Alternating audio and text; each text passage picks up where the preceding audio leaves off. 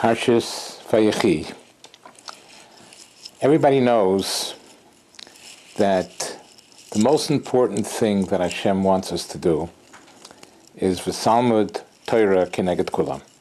The Mishnah in Peah, that learning Torah is the most important thing that we could do.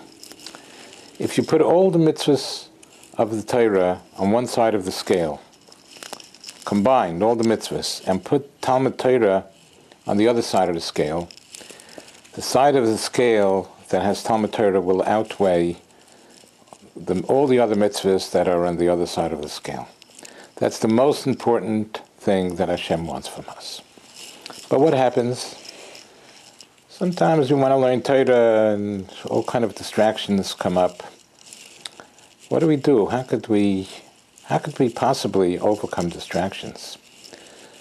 Like it says, a Hasidic gem says that when Esav came back from the fields, and he said, Haliteni no min ha'odam hazeh, please, Yaakov, feed me, give me some of your cholent. Ki oyef onoichi, he said, because I am very fatigued. Ki oyef onoichi. That's this simple. The Hasidic Torah tell us that when it comes to Onoichi Hashem Elokecha, when it comes to Torah, Onoichi means the way the Ten Commandments, the Aseret HaDibros begins, Onoichi Hashem Elokecha. When it comes to learning Torah, we get tired, we get busy, we get distracted. What do we do? How do we overcome all the occurrences and to be able to do what Hashem wants from us to learn Torah? So possibly we can see the secret of how to overcome the Yetzer Hara, who is distracting us from doing what we should be doing. We could possibly see it from our Parshas Vayechi. It says in the Torah that Yaakov Avinu told Yosef in Parshas Vayechi, Al no sikbereni b'Mitzrayim. Please do not bury me in Mitzrayim. Take me to Eretz Canaan.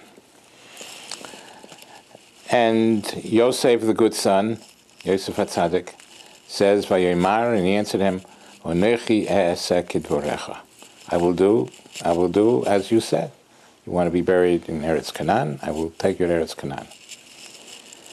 And guess what happens afterwards? As soon as Yosef says, Onechi e'aseh kidvorecha, I will do what you say, Yaakov Avinu says, Vayomer hishavali, swear to me. Swear to me. Frek the Ramban, Gewalt. The Ramban asks that if Yosef HaTzadik promises his father he's not going to bury him in Mitzrayim, then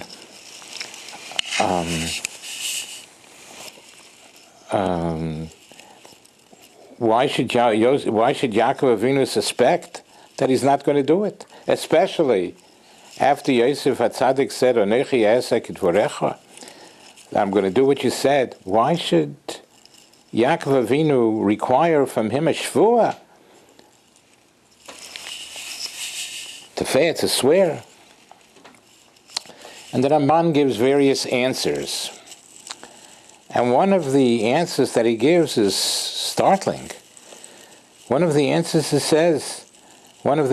is that Yosef would be mishtadel, would exert more effort not to bury Yaakov in Mitzrayim, but to take him to Eretz Canaan because of the shvuah. Yosef will exert more effort because of the shvuah, because he swore.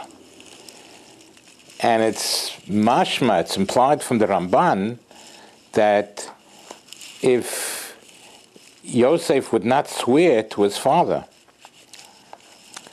that he will not bury him in Mitzrayim, but he will bury him in Eretz Yisrael. If Yosef would not swear, then he might neglect doing the tzivui of his father, the commandment of his father, that he should not bury him in Mitzrayim. He might have buried him in Mitzrayim, if not for the Shvuah, according to this answer of the Ramban, if not for the fact that Yaakov required a Shvuah, and Yosef swore.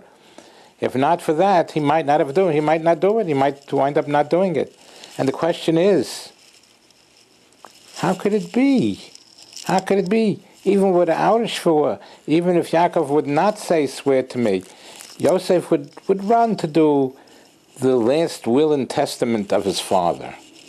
So why did Yaakov make him swear? Why did Yaakov make Yosef swear? For what reason?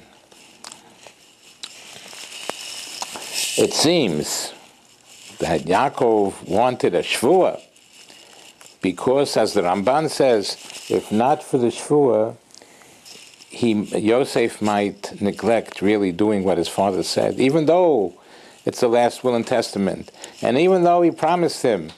Yosef promised Yaakov, "Anochi esek kedvorecha," but he might wind up not being able to do it because there's so many distractions in life. There's so many things come up on the way to do. You want to do something, and somehow never reaches the goal that I want to reach. So Yaakov Avinu understood that, and Yaakov Avinu made him swear. Because, true, Yosef promised that he would do it, that he would not bury Yaakov in Mitzrayim. True, but sometimes there's so many difficulties and so many distractions in life that not wanting to transgress what he promised his father, but it might just come out to that. So this is the secret that Yaakov understood, that I must put Yosef in a situation where of hechrach, where he's forced, where he must do it. In order to overcome any distractions, a person must be put into a situation where he's forced to do it. And this perhaps is a big Musar Haskel for everybody, because distractions come up, and how do you overcome distractions? Like the Hasidic Torah said, when it comes to Anochi, when it comes to Torah, I'm tired, I'm busy. So how do you overcome all these distractions?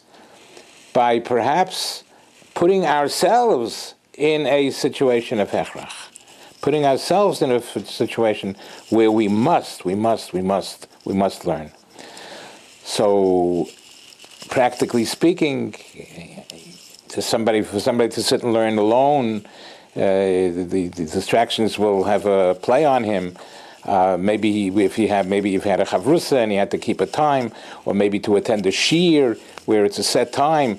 He has to put himself into a situation where he's forced to learn, because that's the right thing to do. The Eibishter should help us. We should be zeicha to overcome all the distractions and be zeicha to fulfill what Hashem wants, that v'salma Torah kineged kulam. Amen.